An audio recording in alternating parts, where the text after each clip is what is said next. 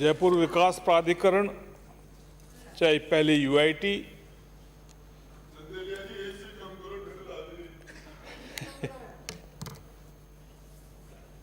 थोड़ी कम करा दो। आबादी 1947 में जब हम आज़ाद हुए तो जयपुर की 97,000 थी और आज लगभग 50,000 की आबादी को हम कैटर कर रहे हैं।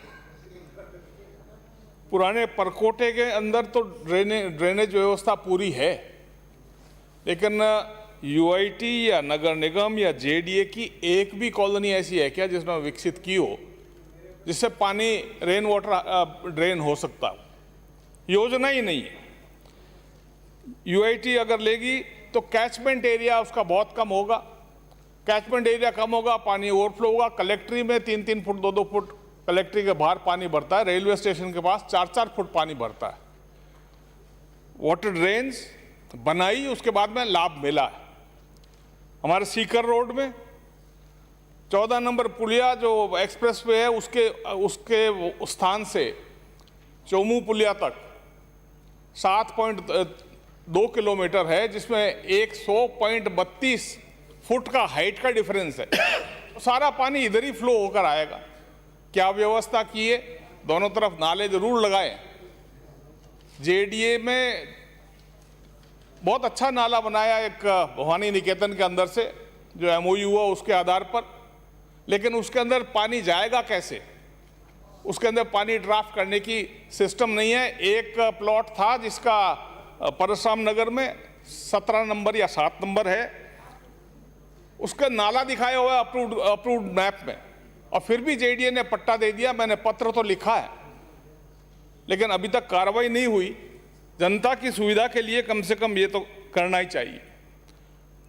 ओवर ब्रिजेस, जितने भी रोड ओवर ब्रिजेस हैं, चाहे वो झोटवाड़ा ओवर ब्रिज हो, चाहे वो खिंडी फाटक का हो, ड्रेनेज सिस्टम वहां का पानी का, क्योंकि नीचे सारी सीमेंट ही सीमेंट हो जाएगी। झोटवाड़ा ओवर ब्रिज जो पहले बना हुआ था, वहां से जो कच्ची ड्रेन से पानी जाता था आर्मी एरिया में, वो बंद हो गई। रेलवे लाइन दोबारा बन गई, लेकिन जेडीए ने कभी भी, जेडीए या नगर निगम ने कभी भी पानी किधर से निकलेगा उसके बारे में कोई चिंता नहीं की। ब्लैंकेट, ये अजमेर रोड से दिल्ली रोड जोड़ने वाली एक्सप्रेस पे ब्लैंकेट एनओसी दे दी। वहां से ना तो 2 मीटर का ड्राफ्ट मिलता है आपको हर अंडरब्रिज के पास में, और वहां से निकलता है तो अगर लाइन निकल गई इलेक्ट्रिसिटी की 132 की, तो 2 मीटर के अंदर कम से कम उसको खुद का सुरक्षित रखने के लिए जगह चाहिए। पानी की लाइनें भी उधर जाएगी, क्योंकि आपका निगम का एरिया उधर भी है। बिजली सब स्टेशंस, पीएचईडी के लिए टंकियों के लिए आवश्यकता, ये आने वाले 50 वर्षों का विजन होना चाहिए, लेकिन इतना गंभीरता से विचार नहीं किया। अंडरपासेस में अभी भी इंटरकनेक्टेड नहीं हुए। जेडीए तो कम से कम कहे कि ये कॉलोनीज का पानी है, इधर तो नहीं आएगा, लेकिन खुद का पानी है, उसको निकालने की व्यवस्था क्या की है? हमने कोशिश की है, एनएचआई के अधिकारियों के साथ बैठक भी हुई है, लेकिन अभी तक काम कुछ नहीं किया। आर्मी एरिया अंबाबाड़ी की तरफ से लेकर खातीपुरा रोड तक 15-15 फीट आगे बढ़ गई। माननीय वन मंत्री तो विराजमान है, आप रेवेन्यू मिनिस्टर भी पहले थे।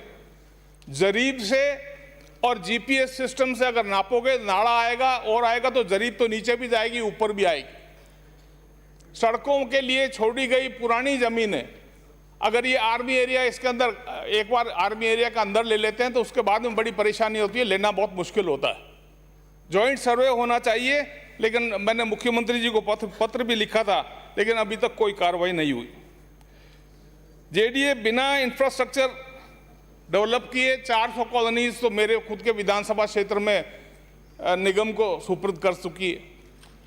और जब पत्र लिखते हैं तो एक्सीएन का जवाब आता है कि इस पे ये अप्रूव्ड कॉलोनी तो है, लेकिन नीतिगत निर्णय लिया जाएगा। अप्रूव्ड कब है? 15 साल पहले की। इतना वेट कराकर ये परीक्षा मत लो जनता की। अर्बन एरिया में सीवर लाइन, अब छोटी छोटी नगर पालिकाओं में सीवर लाइन डल रही है, लेकिन संपूर्ण जयपुर में नहीं। डेंसिटी ऑफ पॉपुलेशन अगर पृथ्वीराज नगर में तो नहीं है ज़्यादा, लेकिन हरमाड़ा तो बहुत पुराना गांव है, 35 साल पहले से वाटर स्कीम्स उनकी चल रही है। सीवर लाइन वहाँ पे भी डल जाए, वो पुराने वाले सिस्टम में तो नहीं जा सकती। कॉमन ट्रीटमेंट प्लांट जो अमानी शाह नाला में बना है, उसके अंदर उसको कनेक्ट कराने के लिए मैं मंत्री महोदय से निवेदन करूंगा।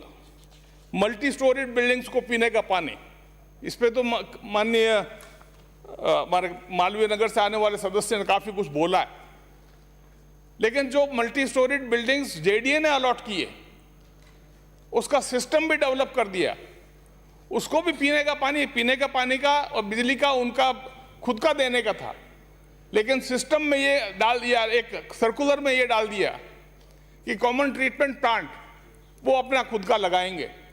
सारा मकान बन गया, बिल्डिंग बन गई, अब जगह कहाँ रह गई कॉमन ट्रीटमेंट प्लांट की।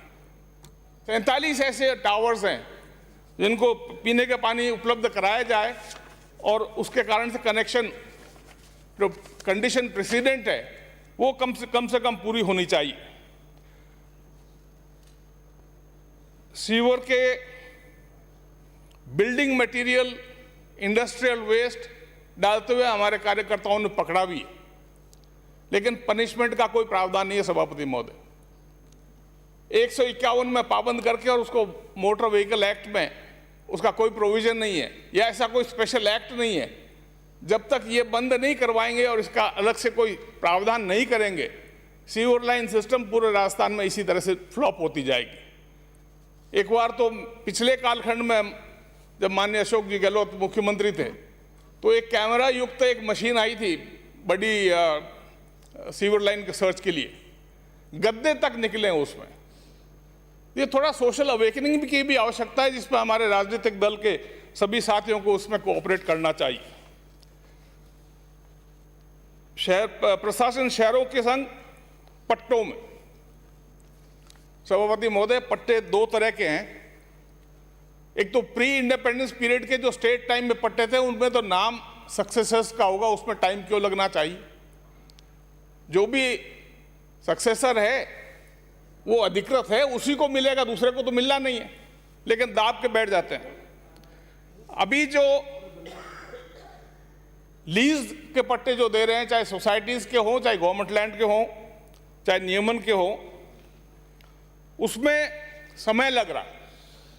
जिनकी 90A या 90B अब 10-10, 15-15 साल पहले हो गई, प्रकाशन भी हो गया, कम से कम उनको कंसोलिडेट करके वो निकाल दें तो वो तो कम से कम राशि मिलेगी और आगे जमा भी होती रहेगी। सहभागिता योजना आपने शुरू की सीवर लाइन के लिए, जहां जहां सीवर लाइन और डल रही है उसमें सहभागिता योजना वापस लागू करके और उनको लाभान्वित करने की व्यवस्था करें। कृपया 2 मिनट में समाप्त करें प्लीज। सभापति जी, या तो नाम काट देना चाहिए, बता देता, मेरे को पहले बता देते कि 7 मिनट ही होगा, I would not have spoken. नहीं 7 नहीं, आपका पूरा 10 मिनट दिया है, जो पार्टी ने दिया वही मैं दे रहा हूं।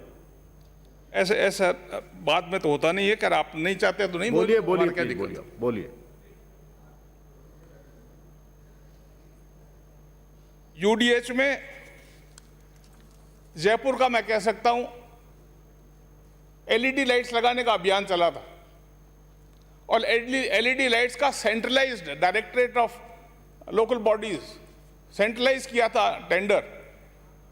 जयपुर के काम के 2017 के बाद में बहुत कम राशि मिली, यहां पे अब काम नहीं हो पा रहे, पार्षदगण एमएलएस के पीछे पड़ते हैं। जो भी कॉरपोरेशन है, जिस कंपनी है जैसे काम नहीं कर रही है तो ब्लैकलिस्ट करें, उसमें किसी ने रोका थोड़ी है। मैं एक और निवेदन करना चाहता हूं, मैंने पत्र भी लिखा। गृह निर्माण सहकारी समिति, उसके द्वारा एक स्कीम काटी गई, 82 में पैसा जमा करा दिया, शिवाय चक दर्ज हो गई।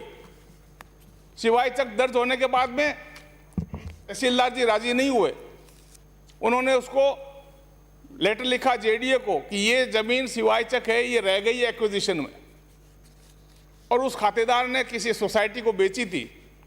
आज तक उसका नहीं, उसका झूठा बनाकर केस, हालांकि इसके खुद की फाइल में ये लिखा हुआ है कि perhaps amount has been deposited in the treasury, और ये शायद सरकारी जमीन है, ये खातेदार है, खातेदारी जमीन रही है, इसका पुनर्विचार होना चाहिए। तो इन मैटर्स को मैंने पत्र तो लिखा है, दोबारा भी लिखूंगा ताकि इनके समस्याओं का समाधान हो। बहुत बहुत धन्यवाद। Thank you.